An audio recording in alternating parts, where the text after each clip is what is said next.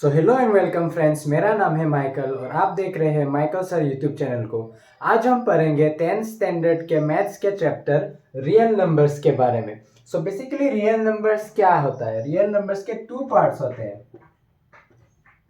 एक है rational number,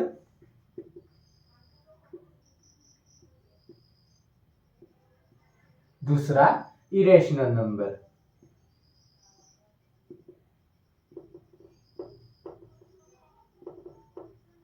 तो रैशनल नंबर क्या है? रैशनल नंबर वो नंबर्स है जिसे हम p बाय क्यू फॉर्म में लिख सकते हैं।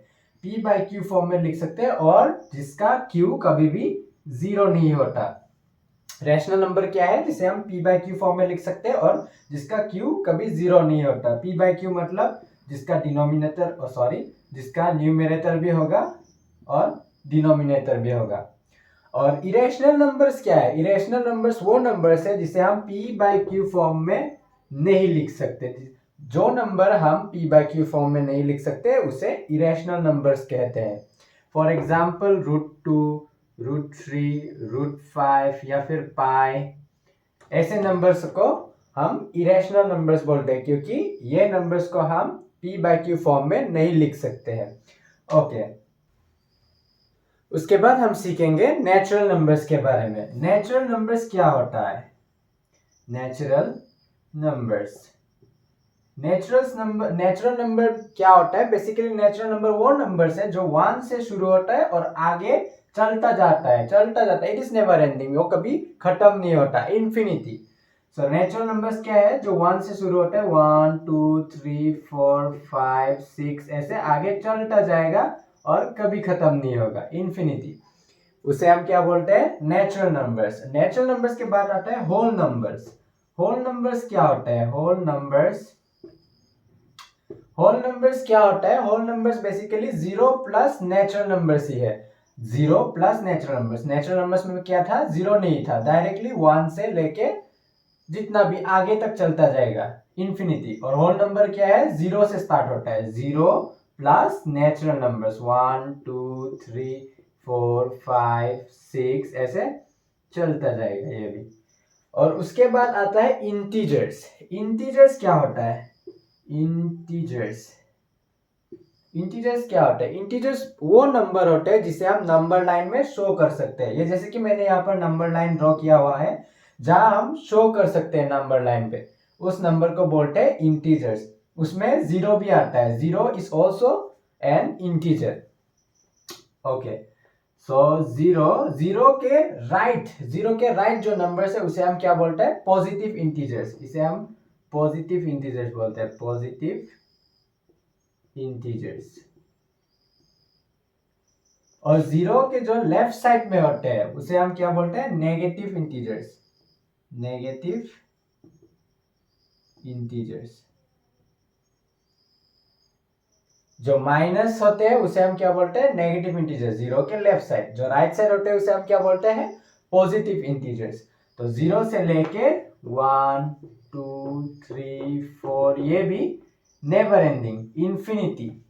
ये भी नेवर एंडिंग जाएगा, इन्फिनिटी, कभी खत्म नहीं होगा। और इस साइड भी, पॉजिटिव साइड भी और नेगेटिव साइड भी आएगा ये, -1 -2 -3 ऐसे। ये भी कभी खत्म नहीं होगा, नेवर एंडिंग, ये भी कभी खत्म नहीं होगा, इन्फिनिटी। उसके बाद इंटीजर्स के बाद हम पढ़ेंगे फ्रैक्शनल नंबर्स के बारे में। Fractional numbers. फ्रैक्शनल नंबर्स क्या होता है? फ्रैक्शनल नंबर्स वो नंबर होता है जिसे हम फ्रैक्शन में लिख सकते हैं, मतलब जिसे हम p बाय क्यू, हमने बोला था ना, पहले पढ़ा था, p बाय क्यू फॉर्म में, p बाय क्यू फॉर्म में होता है। जो numbers p by Q form में होते हैं उसे हम क्या बोलते हैं? फ्रैक्शनल नंबर्स, जिसका न्यूमरेटर भी होता है और डिनोमिनेटर भी होता है, उसे हम क्या बोलते हैं? Fractional numbers. फॉर एग्जाम्पल ले लेते हैं 1/2 सॉरी -2/4 या फिर 3/6 ऐसे एक्सेट्रा। ऐसे नंबर्स को जो number P by Q form में होते हैं, जिसका न्यूमरेटर भी होता है और डिनोमिनेटर भी होता है, उसे हम क्या बोलते हैं? Fractional numbers. और फ्रैक्शनल नंबर्स के बाद आता है डेसिमल नंबर्स। Decimal numbers. सो डेसिमल नंबर्स क्या है? डेसिमल नंबर्स वो नंबर्स है जिन नंबरों पे पॉइंट रहता है। पॉइंट, पॉइंट का मतलब 0.5 ऐसा वाला पॉइंट। जो नंबरों पे ऐसा पॉइंट रहता है उसे हम क्या बोलते हैं? Decimal numbers. जैसे कि 1.06 या फिर 2.25 एक्सेट्रा। सो क्या है नेचुरल नंबर्स? कौन सा नंबर्स है? नेचुरल नंबर्स वो नंबर्स है जो 1 से शुरू होके आगे जाएगा, कभी खत्म नहीं होगा। It is infinity, it is infinite. और उसके बाद होल नंबर क्या है?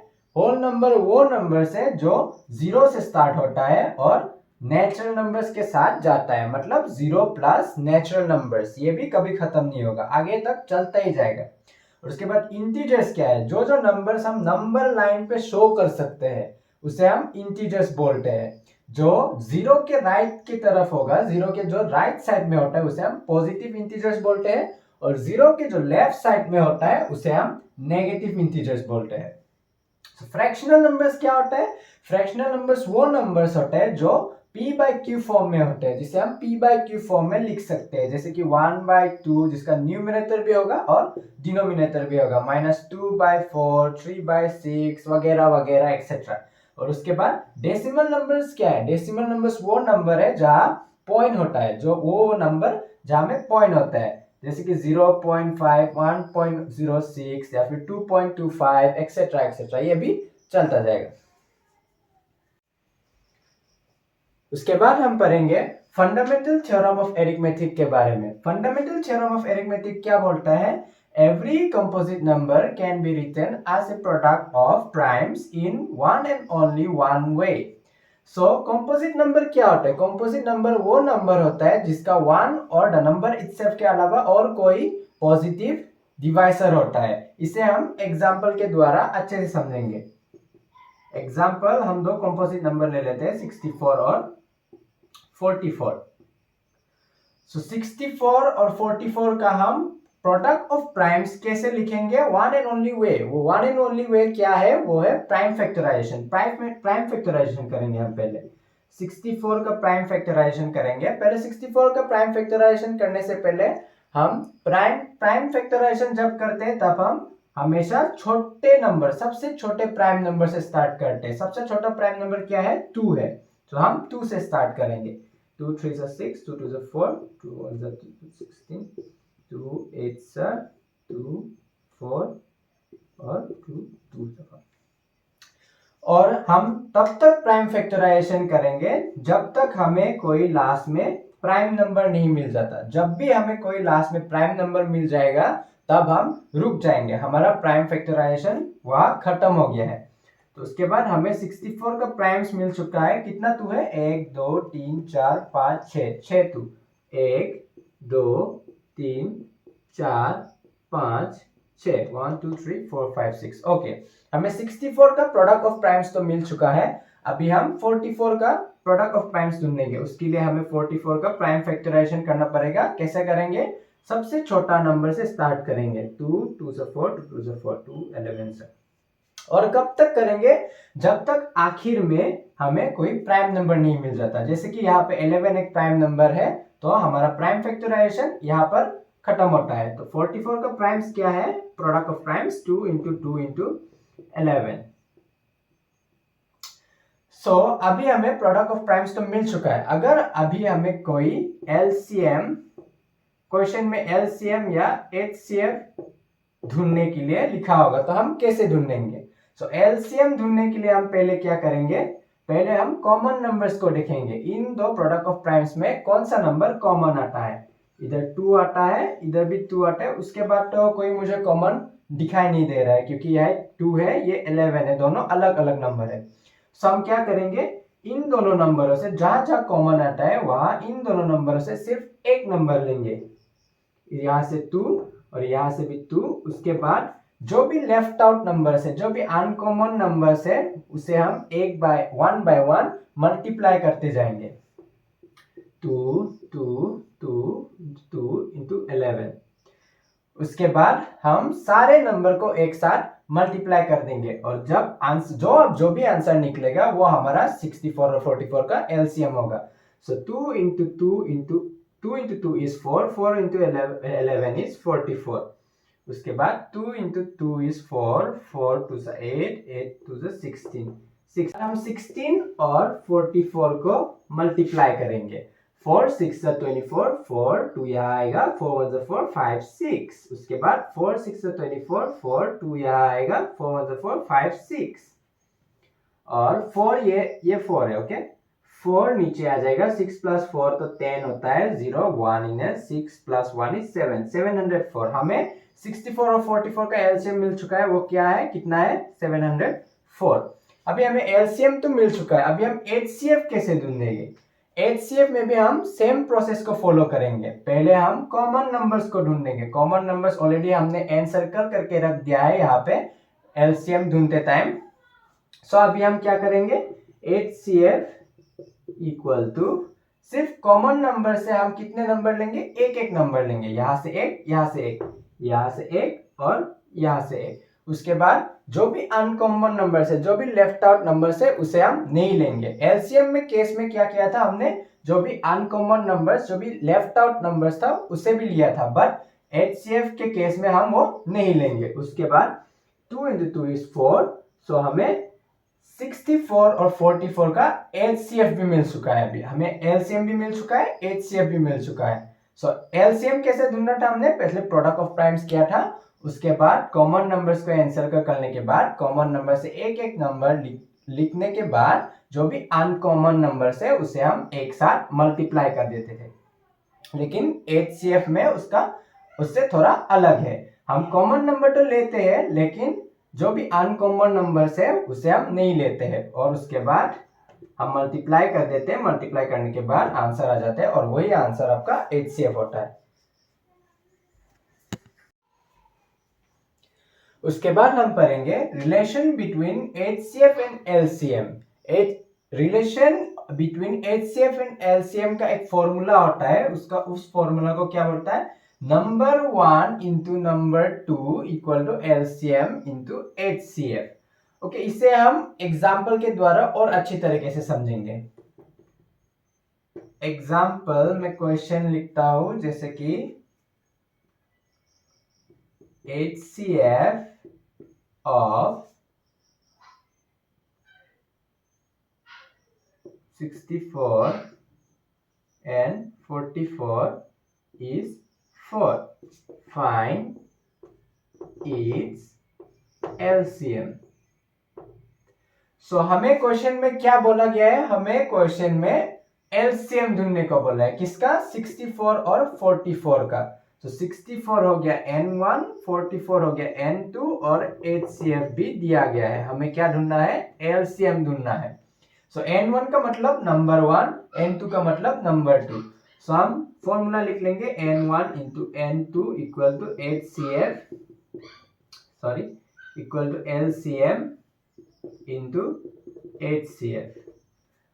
सो N1 क्या है, नंबर 1 क्या है, नंबर 1 64 है। उसके बाद इंटू नंबर 2 44 इक्वल टू, और ये एलसीएम तो नहीं दिया है, एलसीएम ढूंढना पड़ेगा। उसके बाद HCF 4।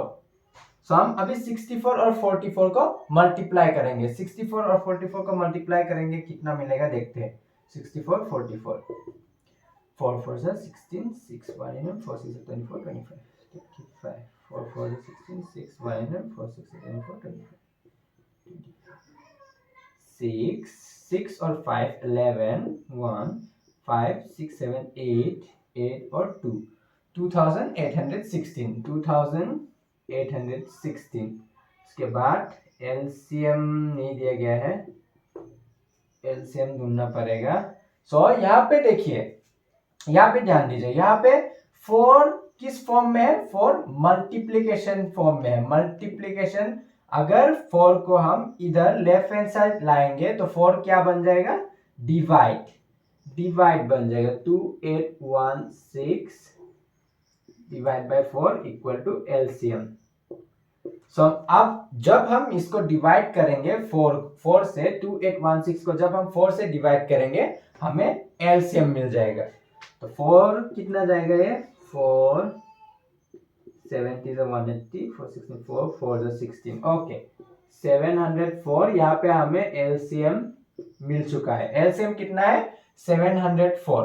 Bye using this formula ये फॉर्मूला को यूज करके number 1 into number 2 equal to LCM into HCF इसको यूज करके हमें क्या मिल गया है हमें एलसीएम मिल चुका है। सो ऐसे ही इस फॉर्मूला को यूज करके हम इसका एलसीएम भी ढूंढ सकते हैं एचसीएफ भी ढूंढ सकते हैं n1 मतलब नंबर 1 नंबर 2 सब कुछ ढूंढ सकते हैं। सो आज के लिए बस इतना ही। अगर वीडियो आपको पसंद आया हो तो प्लीज लाइक कर देना कमेंट कर देना और चैनल को सब्सक्राइब कर देना। और हम अगले पार्ट में सीखेंगे कि √2 √3 या √5 को इरेशनल कैसे प्रूफ करते हैं।